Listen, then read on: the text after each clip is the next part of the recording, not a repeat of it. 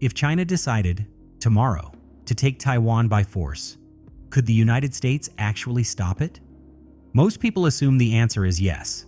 The US has the world's most powerful military, the most advanced aircraft carriers, the most combat experience. But the closer you look at the geography, the numbers, and the economics, the more complicated that answer becomes.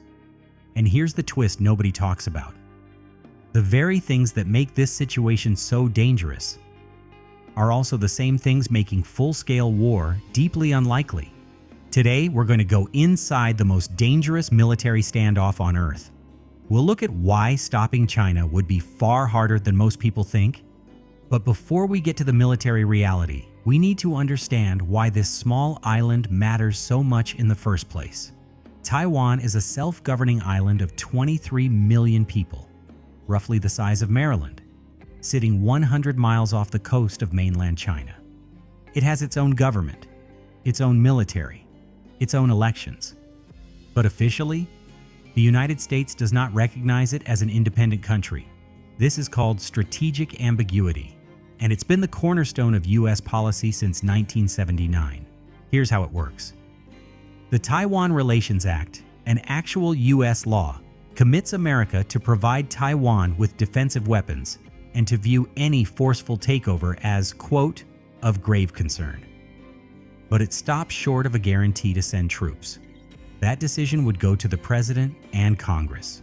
In plain terms, America keeps Beijing guessing.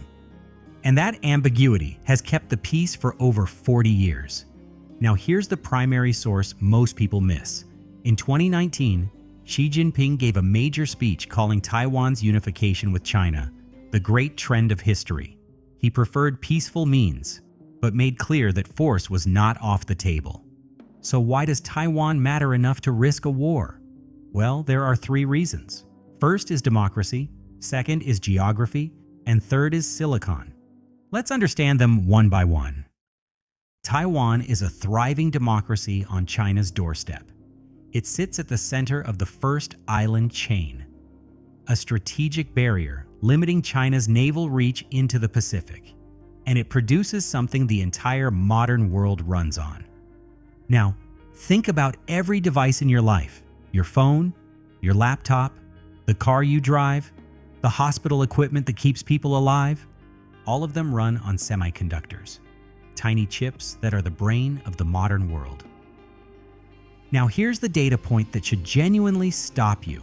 Taiwan produces over 60% of the world's semiconductors, and the vast majority of the most advanced ones. The chips smaller than 7 nanometers that power AI, fighter jets, and everything in between, almost all of them come from one company, TSMC, based in Taiwan. The Rhodium Group estimates that a conflict disrupting Taiwan's chip production could cost the global economy over $2 trillion every single year. That's not a typo. Here's the analogy that makes this click.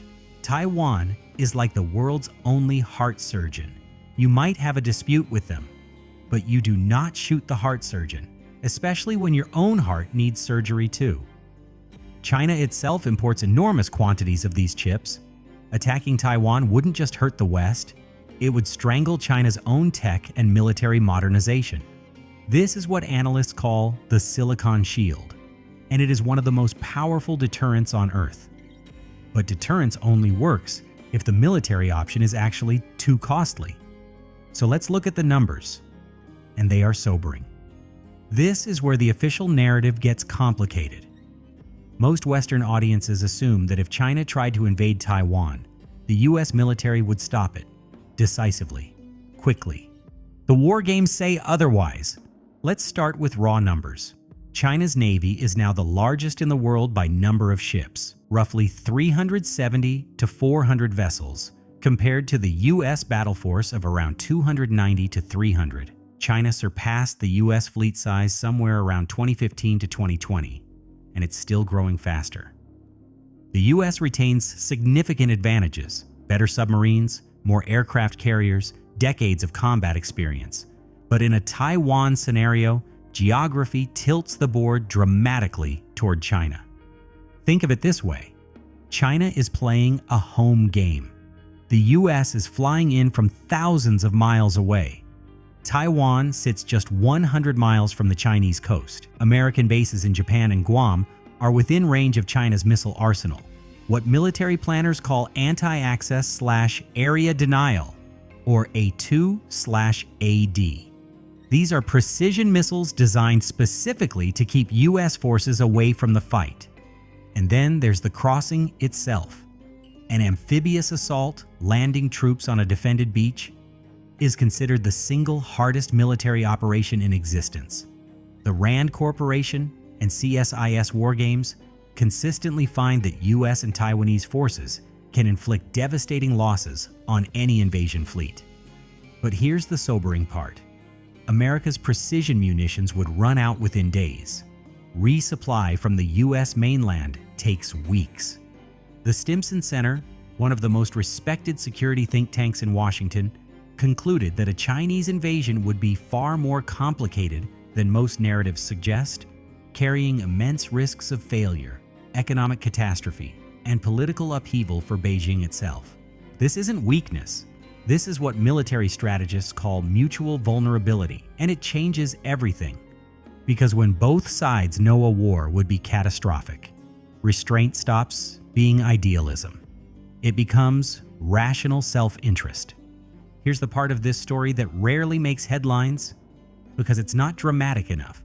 The status quo has held for over 70 years, and it's held for reasons that are still very much in place.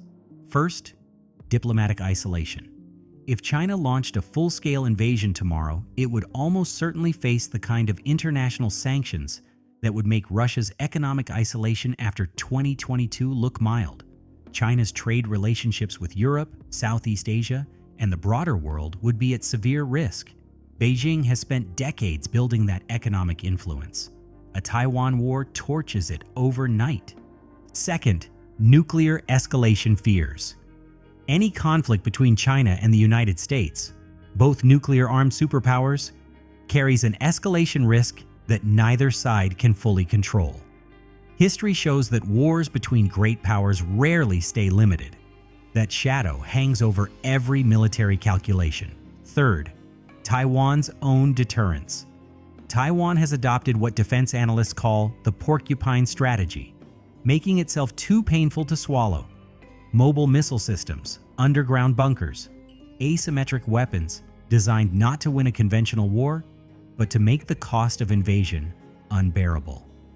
The US and Taiwan have been quietly accelerating arms deliveries with exactly this in mind. The picture that emerges is not one of an inevitable clash. It's a picture of two sides trapped in a dangerous but remarkably stable standoff, held in place by economics, military risk, and international consequence. That doesn't mean war is impossible. It means the rational incentives for now run heavily against it. And that brings us back to the question we started with. Can the US stop China from taking Taiwan? Honestly, not easily, not cheaply, and not without catastrophic cost on all sides. But here's what that actually tells us. The very difficulty of this conflict is what keeps it from happening. When the economics say, don't do it. When the war games say, don't do it. When the nuclear shadow says, don't do it. And when Taiwan itself becomes harder to digest every year, the rational move for any leader in Beijing is not to pull the trigger. The Silicon Shield, mutual vulnerability, sustained deterrence. These aren't just academic phrases. They are the architecture of an uneasy peace that has held longer than most people realize. The question isn't whether the US can win a war over Taiwan. The real question is whether the world can build enough interdependence and deterrence to make sure that war never starts. Watch that question, because the answer being written right now in chip factories, naval shipyards, and diplomatic back channels will define the next 50 years. If this video made you think differently about Taiwan, share it with someone who needs to hear it. The more people understand this balance, the better the conversations we can have about keeping it. So that's all for today. I hope you enjoyed this video. If you do, then please subscribe and like this video. And if you have anything to share, drop it in the comment below. I read each and every comment. Thanks for watching. I will see you in the next video.